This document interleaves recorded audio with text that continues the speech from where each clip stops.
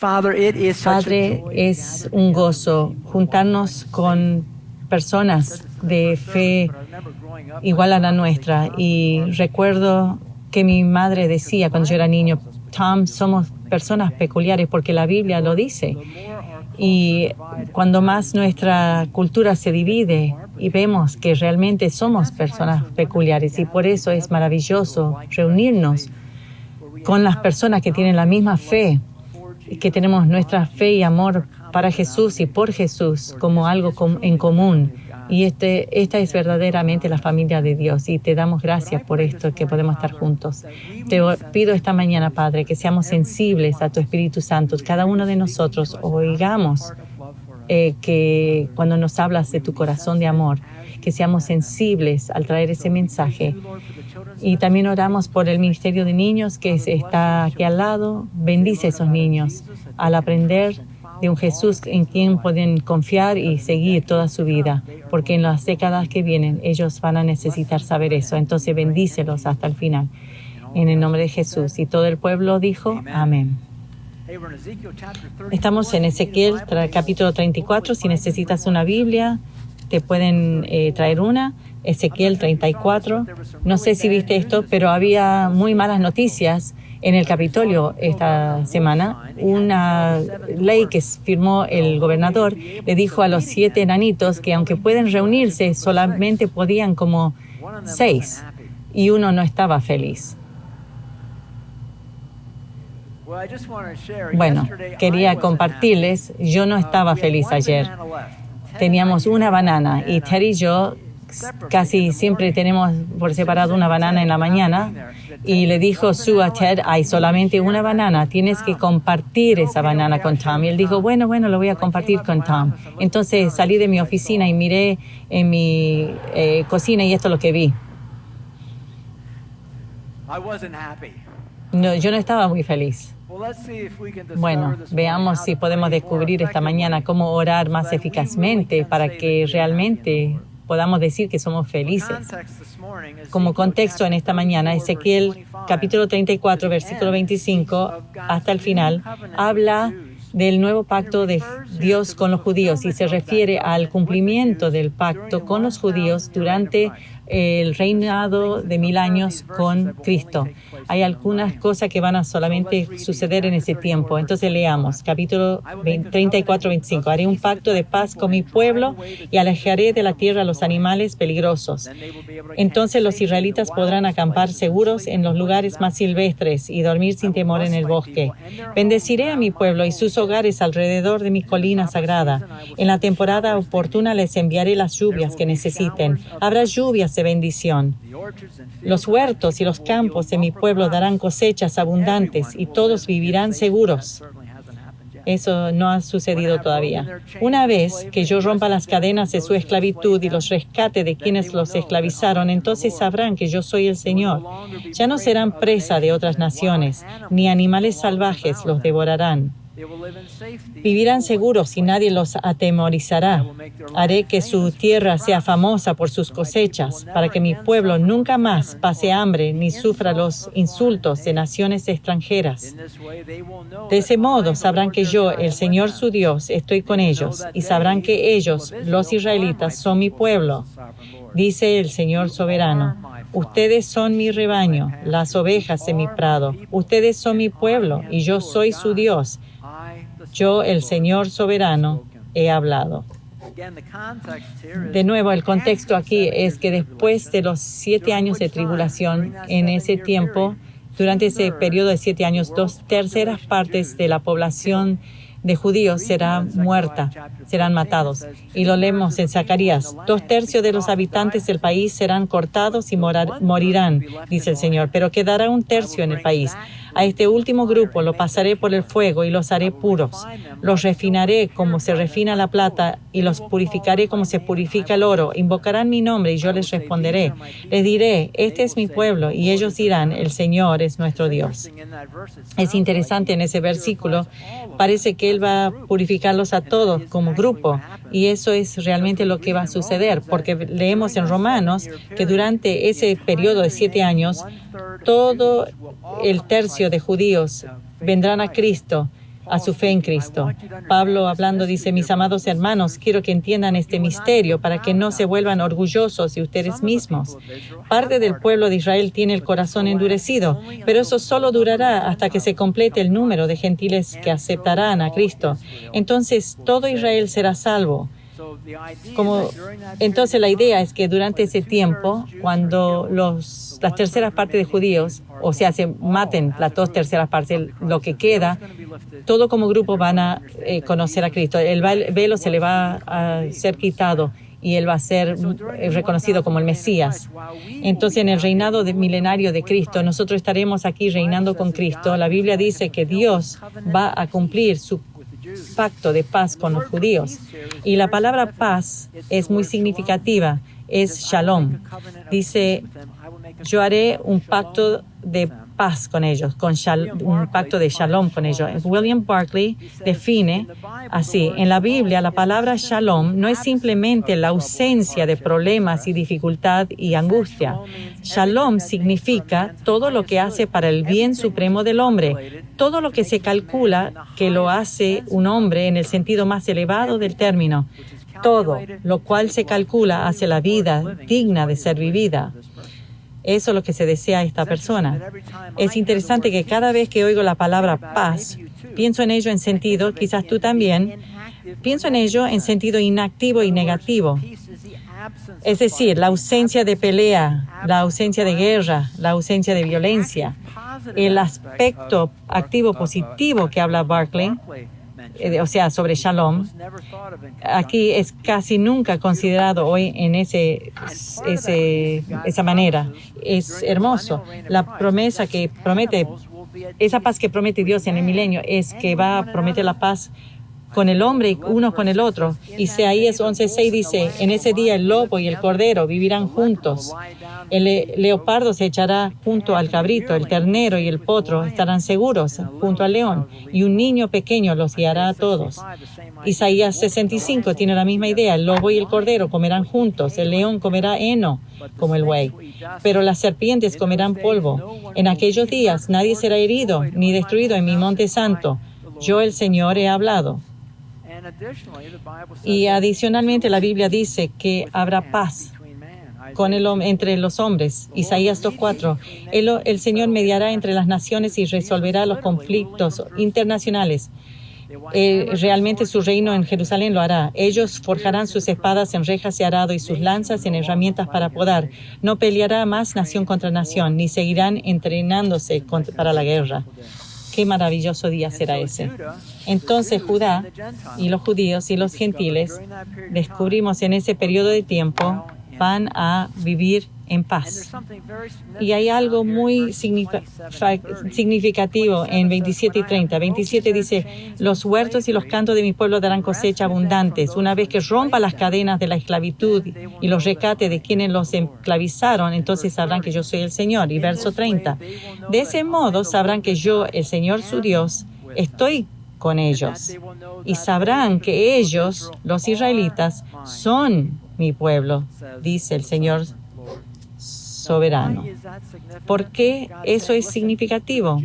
Bueno, Dios dice a los judíos, los que son mi pueblo, porque muchos judíos hoy en día creen que Dios los ha abandonado. Y si tú le dices que tú crees que ellos son el pueblo escogido de Dios, muchos judíos van a responder diciendo, señalando la exterminación de Hitler, de 6 millones de judíos, van a decir algo así. Algunos han oído esto.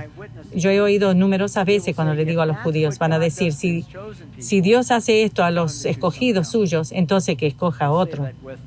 Lo van a decir con mucho despecho. Y por eso muchos judíos son ateos hoy en día. Desde 15 millones de judíos en el mundo, solamente 200,000 creen en Jesús. 1.3% de los 6 millones de judíos que viven en Israel, solo 10,000 son creyentes. Eso es 0.02%. Y una investigación de Pew reveló que solamente 34% de judíos dicen con certeza que Dios existe. O si tomas judíos que tienen un título universitario, 95% no creen que Cristo existe, que Dios existe. En el pacto defectuoso, el abandono de la fe entre sobrevivientes judíos, Jennifer Lassie dice esto. La siguiente frase fue tallada en el muro de una celda de un campo de concentración en Austria. Aunque no se conoce el autor, las palabras del prisionero tienen un peso considerable. En inglés, la frase se traduce, cita, si hay un Dios, tendrá que rogarme mi perdón. Sigue diciendo, las víctimas religiosas del Holocausto se enfrentaron a una definitiva prueba de su fe. La mayoría de sus víctimas eran judíos europeos. Habiendo sido una demografía ya atormentada por miles de años, se enfrentaban a una completa eliminación al principio de la Segunda Guerra Mundial, un tiempo cuando el antisemitismo tomó su forma más horrible. También dice, una de las enseñanzas esenciales del judaísmo es la creencia que Dios es omnisciente, omnipotente y omnibenevolente. Si Dios realmente fuera omnisciente, o sea, todo sapiente, dicen, tendría que haber sabido de la inminente muerte de 11 millones de seres humanos y 6 millones de su pueblo escogido. Sigue diciendo, si hubiera realmente sido omnipotente o todopoderoso, hubiera podido parar las atrocidades. Y si Dios hubiera sido fuera omnibenevolente o todo bueno, ¿cómo podía mirar todas estas atrocidades? Estas inconsistencias han hecho surgir un continuo debate filosófico y teológico entre los pensadores judíos. Y se habla como la teología de Holocausto, una nueva esfera de filosofía judía. Mi investigación, dice, se enfoca en aquellos judíos que en algún momento estaban conectados a sus tradiciones religiosas y ahora han abandonado su creencia en Dios completamente. Dice, analizando las experiencias y convicciones personales de los sobrevivientes permite un más profundo entendimiento de su metamorfosis religiosa. En la conclusión, piensen los judíos, experiencia de primera mano con la profunda inhumanidad llevó a muchos judíos a rechazar la validez del pacto de Dios. Esta obra demuestra cómo los horrores del genocidio han provisto la fuente transicional hacia el abandono de la fe. Y aún así, aún dicho eso, los sobrevivientes de que el estudio dice esto, que muchos judíos ateos se sienten cómodos entre tres de las principales denominaciones judías no ortodoxas, reformada, conservadora y reconstruccionista. Esto presenta menos contradicción que lo que al principio aparenta. Dado el énfasis del judaísmo en la práctica antes de la creencia, práctica antes de creencia, con guías populares al judaísmo, sugieren que la fe en Dios no es un requisito necesario para ser un judío que observa. O sea que no tiene que creer en Dios, no es un requisito para la observación judía. ¿Por qué digo todo esto? Considera el odio y la discriminación que hubo contra los judíos por siglos desde Cristo. Y puedes ver por qué verso 29 al 30 habla tan claramente a los judíos que se sienten abandonados. Escuchen una vez más a luz de lo que oímos. Haré que su tierra, que nunca más pase hambre ni sufra los insultos de naciones extranjeras. De ese modo sabrán que yo, el Señor, su Dios, estoy con ellos, y sabrán que ellos, los israelitas, son mi pueblo, dice el Señor soberano. Ustedes son mi rebaño, las ovejas de mi prado. Ustedes son mi pueblo, y yo soy su Dios. Yo, el Señor soberano, he hablado. Y aún tenemos un cuadro en la Biblia de lo que ese día, cómo se verá ese día, el día cuando una tercera parte de los judíos que permanecen serán bendecidos como pueblo. Zacarías 8:23. Esto es lo que el Señor de los ejércitos dice: en aquellos días, 10 hombres de naciones e idiomas diferentes agarrarán por la manga a un judío y le dirán: por favor, permítenos acompañarte porque hemos oído que Dios está contigo. Zacarías 12:10. Entonces derramaré un espíritu de gracia y oración sobre la familia de David y sobre los habitantes de Jerusalén. durante los 7 años, cuando se levanta el velo y todos vienen a Cristo, cuando ese velo se levante, ellos instantáneamente, por la soberana obra de Dios, entender que Jesús verdaderamente era el Mesías que ellos buscaban. Y cuando eso suceda, Él derramará un espíritu de gracia sobre la familia. Y dice, me mirarán a mí, a quien atravesaron, y harán duelo por él como por un hijo único. Se lamentarán amargamente como quien llora la muerte de un primer hijo varón. El dolor y el luto en Jerusalén serán tan grandes como el duelo por Hadad Rimón en el valle Megido. Todo Israel hará duelo, cada clan por su lado, los esposos separados de sus esposas. El clan de David llora solo, como el de Natán y de Simei. Cada clan sobreviviente de Judá se lamentará por separado, y los esposos separados de sus esposas. Si ven el cuadro, es que cuando esta tercera parte de judíos sobrevivan y se levante el velo, ellos van a estar asombrados, entendiéndolo claramente, que ahora ven que Jesús era el Mesías, y van a ir a los cuartos de sus casas, esposos y esposas, y llorar por lo que Jesús tuvo que pasar por ellos y cómo sus ancestros no lo entendieron. Eso va a ser asombroso. Con todo eso, es fácil excusarnos de testificar a los judíos con tan pocos que creen en Dios. Y sin embargo, escuchen lo que dice la encuesta de Pew. Dice, escuchen, 30% de todo judío que han encuestado dice que creer en Jesús no es incompatible con ser judío. 30% de todo judío que dicen que creer en Jesús no es incompatible con ser judío. Entonces, un pequeño tip, si tienes un amigo judío, yo creo que una de las cosas mejores que puedes hacer es sentarte con una Biblia, abre a Isaías 53 y pedirle que lea y preguntarle, ¿quién crees que es? ¿De quién crees que habla? Y van a decir Jesús. Y eso era 5,000 años antes de Cristo. Está en tu libro. Está en tu Biblia. Ahora, al capítulo 35, 1-4, dice, de nuevamente vino este mensaje del Señor, hijo de hombre, mira el monte Seir y profetiza contra su pueblo. Dales este mensaje del Señor soberano. Yo soy tu enemigo, oh monte Seir, y levantaré mi mano contra ti para destruirte completamente. Derribaré tus ciudades y te haré desolado. Y entonces sabrás que yo soy el Señor. Puedes poner el mapa. Aquí estamos hablando de Edom en estos versículos, y este es sur de Judá. Los edomitas eran descendientes de Esaú, de la fama de Jacob y Esaú, Jacob que robó el derecho de primer hijo. Los descendientes de Esaú son los edomitas. 1200 años después, durante el tiempo de Ezequiel, esta envidia y odio y envidia de los edomitas contra Judá era tan fresco como cuando Jacob robó el derecho de primer hijo. ¿Y cuán profundo era su odio? Verso 5, tu eterno odio, hablando de los edomitas, tu eterno odio por los israelitas te llevó a masacrarlos cuando estaban indefensos, cuando yo ya los había castigado por todos sus pecados. Y verso 7, Dios habla de su castigo.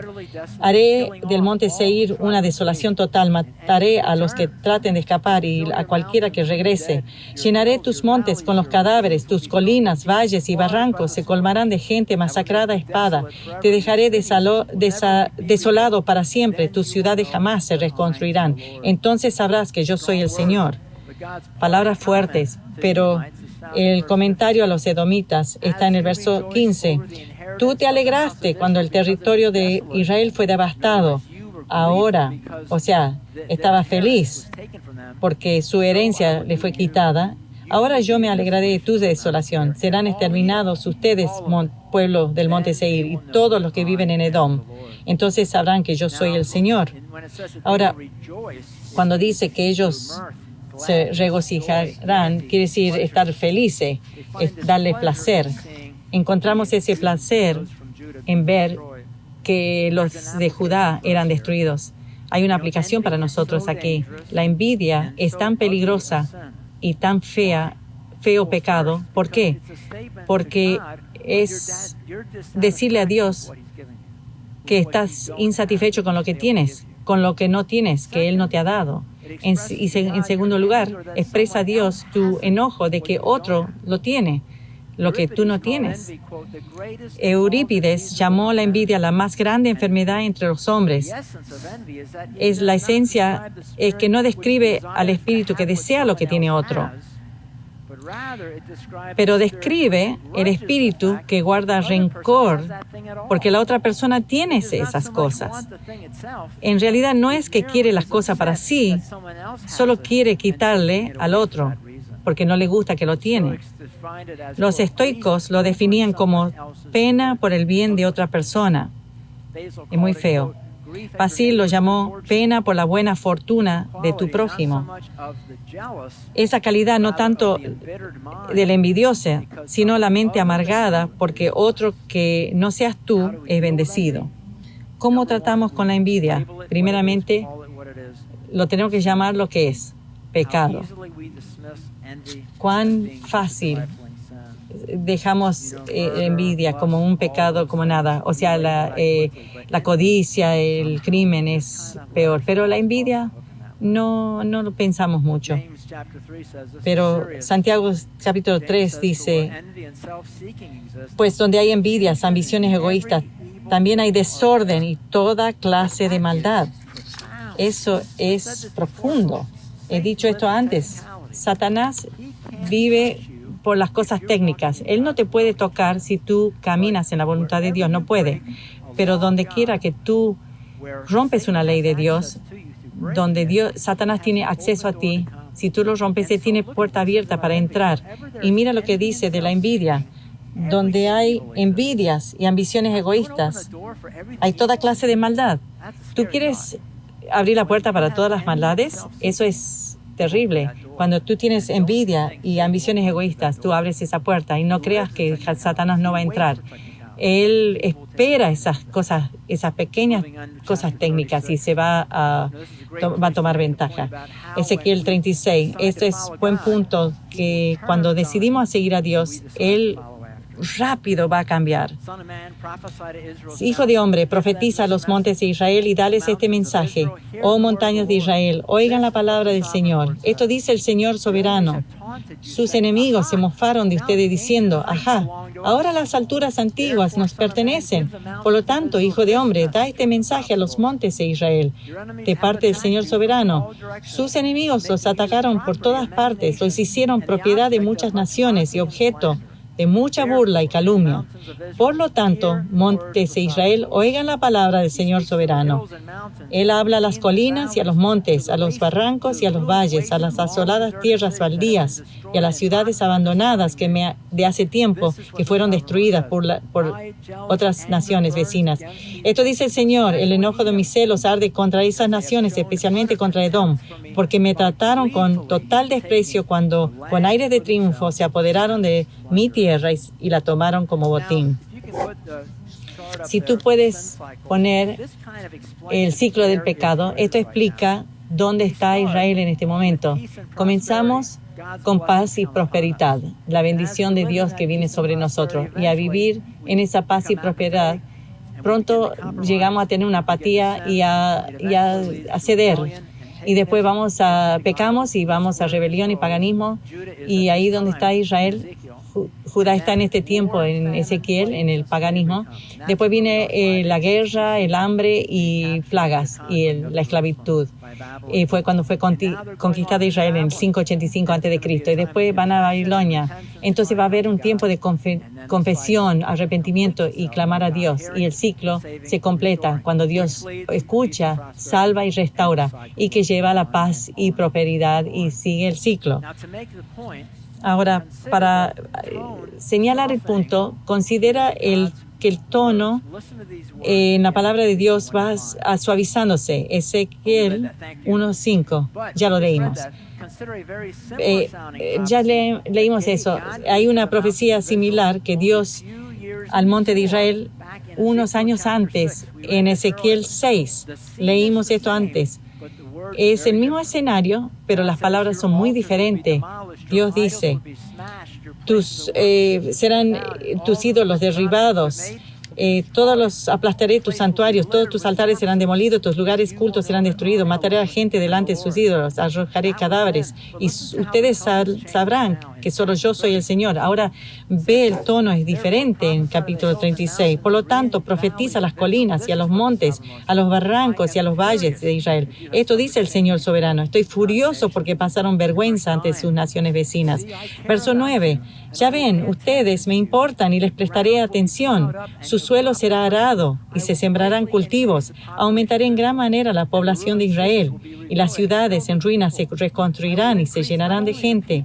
No solo aumentaré el número de habitantes, sino también de animales. Oh montes de Israel, traeré gente para que vuelva a habitarlos. Los haré aún más prósperos que antes. Muy diferente del capítulo 6.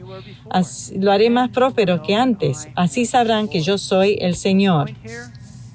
El punto aquí, nuevamente, es que este ciclo de pecado, vean dónde están. Estaban en rebelión y paganismo. Y es cuando Dios habló esas palabras en el capítulo 6. Ahora vino la guerra, la hambruna, plagas y la esclavitud. Y ahora están en este tiempo de moverse a la confesión y arrepentimiento. Y lo mismo es igual para nosotros. Cuando pecamos y no queremos arrepentirnos, viene el juicio. Podría ser la guerra, plaga, puede ser un DUI, o puede ser que te arresten por vender drogas, lo que sea. Pero cuando confesamos y nos arrepentimos y cuando llegamos al final del ciclo de ese pecado y clamamos a Dios, escuchen, cuando llegamos a ese lugar de clamar a Dios, Dios rápido cambia, así nomás. No seríamos de esa manera. Yo no sería así. No. Yo quiero mirar un poquito. Tú me desilusionaste. Quiero mirar. No te voy a decir el tiempo. Puede ser semanas o meses. Voy a mirarte, a ver, antes de derramarte en ti. Dios no hace eso. Cuando nosotros confesamos y nos arrepentimos con sinceros corazones y nos volcamos a Dios, Él abre sus brazos y dice, vengan acá. He estado esperándoles. He estado esperando este momento. Pero Dios, yo erré tanto. Bueno, yo he estado esperando este momento. Mira lo que podemos hacer juntos. Ese es el corazón de Él. Lo he visto pasar vez tras vez tras vez, porque Él está tan feliz de tenerte nuevamente y quiere caminar contigo nuevamente. Y aunque todo eso es verdad, en este momento de la conquista de Jerusalén a Babilonia, el pueblo todavía está endurecida y todavía no se han arrepentido. Y Dios conoce este ciclo bien y escoge bendecirlos igualmente, pero Dios tiene un problema. Y es un problema de tiempo. Dios tiene que bendecirlos por los pueblos que lo ven. Miren Ezequiel 36:6. Luego recibí este mensaje del Señor: Hijo de hombre, cuando los israelitas vivían en su propia tierra, la contaminaron con su mala manera de vivir. Para mí, su conducta fue tan impura como el paño menstrual de una mujer. Contaminaron la tierra con homicidio y con la adoración de ídolos. Eso leímos. Eso es lo que estaban haciendo. Pero por eso derramé mi furia sobre ellos. Los esparcí por varios países a fin de castigarlos por su mala manera de vivir. Pero esparcidos entre las naciones, deshonraron mi santo nombre. Pues las naciones, eso es lo que decían. Cuando fueron a Babilonia, todavía vivían vidas que deshonraban su santo nombre. Y decían, estos son el pueblo del Señor, pero Él no pudo protegerlos en su propia tierra. Entonces me preocupé por mi santo nombre, al cual mi pueblo trajo vergüenza entre las naciones. ¿Entienden esto? Dios envió juicio a las naciones que rodeaban a Israel, que conocían al Jehová de Israel, y Él había prometido protegerlos. Y todos sabían de cuando se abrió el Mar Rojo y cuando los espías fueron a hablar con Rahab en el Jericó. Dice que el pueblo, nuestra ciudad está aterrorizada por lo que ha pasado en Israel. Era legendario. Estas naciones estaban burlándose ahora del Dios de Israel. Míralo. Parece que este Dios, Jehová, que ustedes adoran, no ha podido protegerlos de Babilonia. Verso 36, verso 20. Pero esparcido entre las naciones deshonraron mi santo nombre, pues las naciones decían, estos son el pueblo del Señor, pero Él no pudo protegerlos en su propia tierra. Y la respuesta de Dios siempre es proteger la honra de su nombre. Ese capítulo, el versículo que sigue. Entonces me preocupé por mi santo nombre, al cual mi pueblo trajo vergüenza entre las naciones. Ahí estamos. Voy a leer otros. Capítulo 21. Este es mi culpa. Entonces me preocupé por mi santo nombre, al cual mi pueblo trajo vergüenza entre las naciones. Verso 22. Por lo tanto, da este mensaje a los israelitas de parte del Santo Señor soberano. Los llevaré de regreso a su tierra, pero no porque lo merezcan, sino para proteger mi santo nombre que deshonraron mientras estaban esparcidos entre las naciones. Mostraré cuán santo es mi gran nombre, el nombre que deshonraron entre las naciones. Cuando revele mi santidad por medio de ustedes ante los ojos de las naciones, dice el Señor soberano, entonces ellas sabrán que yo soy el Señor. Entonces hay una aplicación tremenda aquí que tiene que ver con la oración. La gente dice hoy, yo quiero saber orar más eficazmente. Quiero saber cómo orar de manera que ayude a que Dios responda a mis oraciones. Aún los discípulos decían a Jesús, enséñanos a orar. Y aprender a conectar la gloria de Dios a tu oración es algo grande que comprender. Juan 14:13, pueden pedir cualquier cosa en mi nombre y yo la haré. O sea, en el nombre de Jesús, yo la haré para que el Hijo le dé gloria al Padre. Él lo hace para que el Padre sea glorificado por el Hijo. Responda a la oración para que el Padre sea glorificado por su Hijo.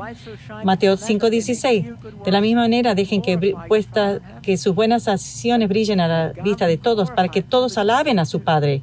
Que Dios sea glorificado por el bien que hacemos. 1 Corintios 10:31. Así que sea que coman o beban todo lo que hagan, háganlo todo para la gloria de Dios. O sea, incluye la oración. Haz todo para la gloria de Dios.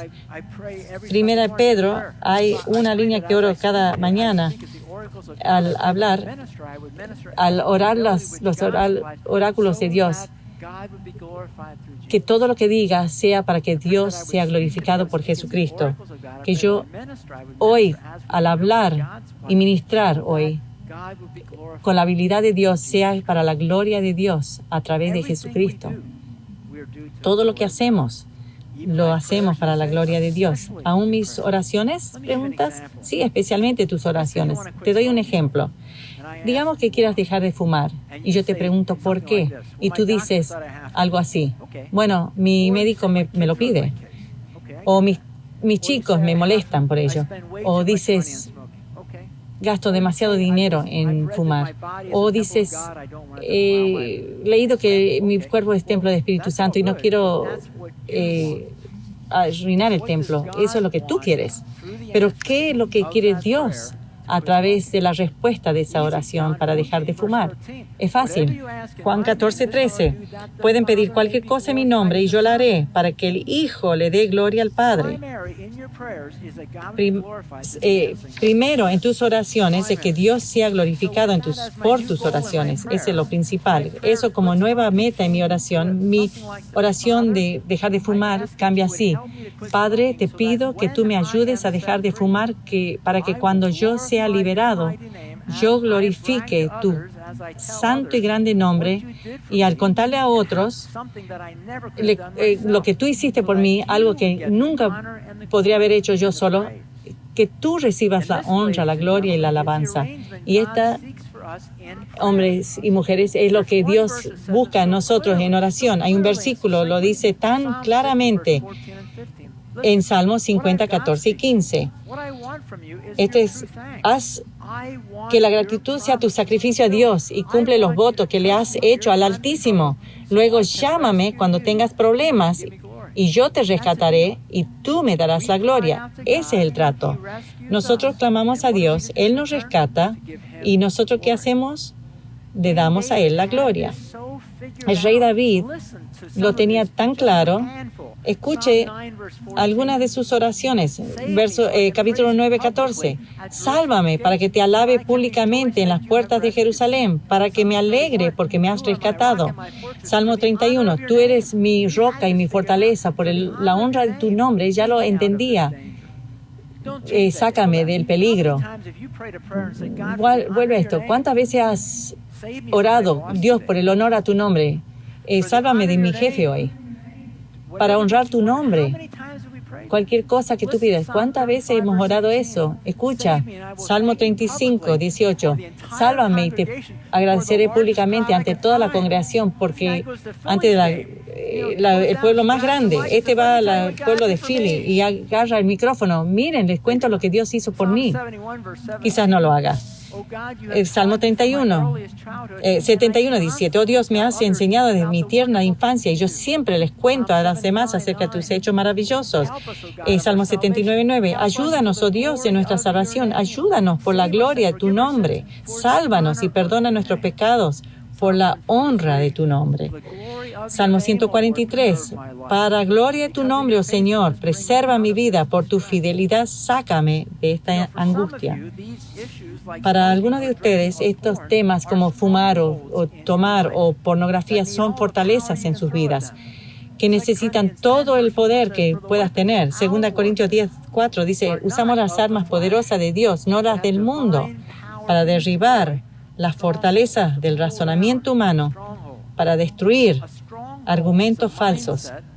Una fortaleza es una mentalidad que está llena de desesperanza, que hace que un creyente crea que es algo que no puede ser cambiado, lo que es contrario a lo que dice la palabra de Dios. Una fortaleza es una manera de pensar que está llena de desesperanza, que hace de que un creyente acepte como algo que no puede cambiar, algo que es contrario a lo que Dios dice, como el alcohol. Dios, yo no puedo dejar esto, no puedo ganar en esto. Esa es la desesperanza, pero es contraria a la voluntad de Dios, estar alcoholizado. Entonces, aunque saben que es contrario a Dios, ellos no creen poder cambiar. Esa es la fortaleza, que no va a cambiar, que no se va a ir. Puede ser alcohol, pornografía, juego, pon cualquier cosa en esa lista. 2 Corintios 10 dice que esta guerra, estas armas no son de la carne. Gálatas 5 dice que está puesta en el Espíritu nuestra guerra. Dejen que el Espíritu Santo los guíe en la vida. Entonces, no se dejen llevar por los impulsos de la naturaleza pecaminosa. Entonces, juntemos todo esto con nuestro nuevo motivo para orar, que sea honrar a Dios. Quizás quieras hacer esta oración conmigo esta mañana.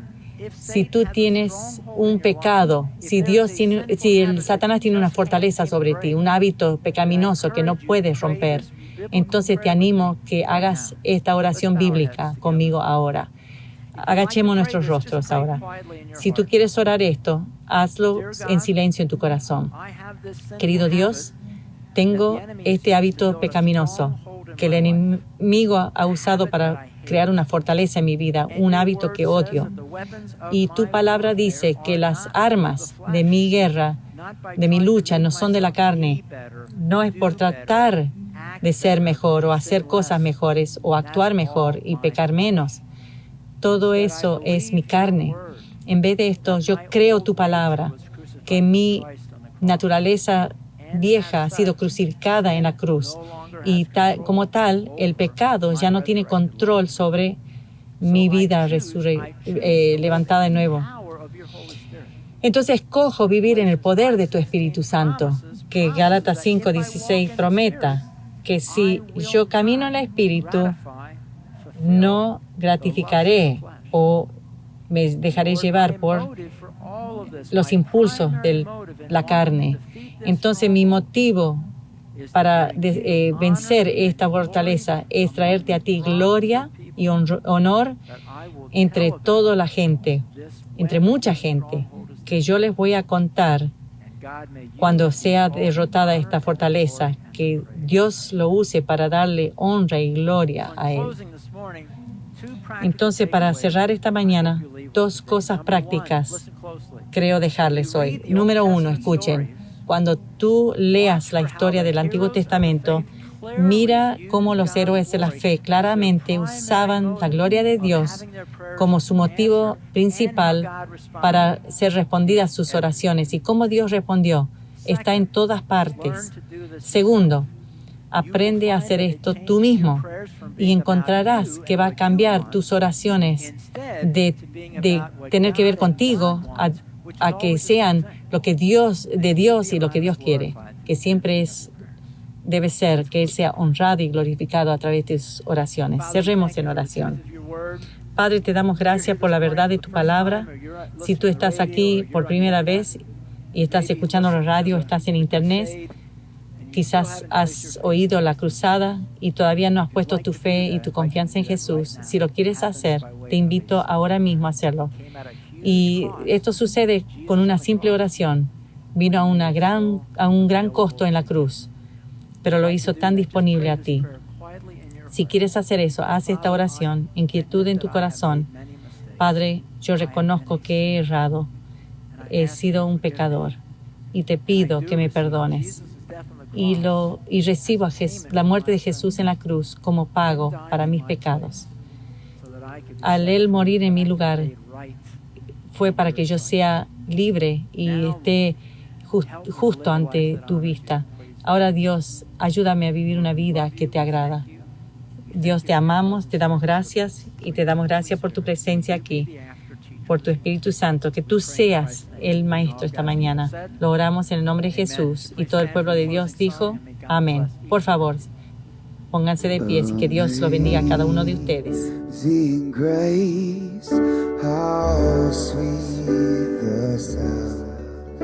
That saved a wretch like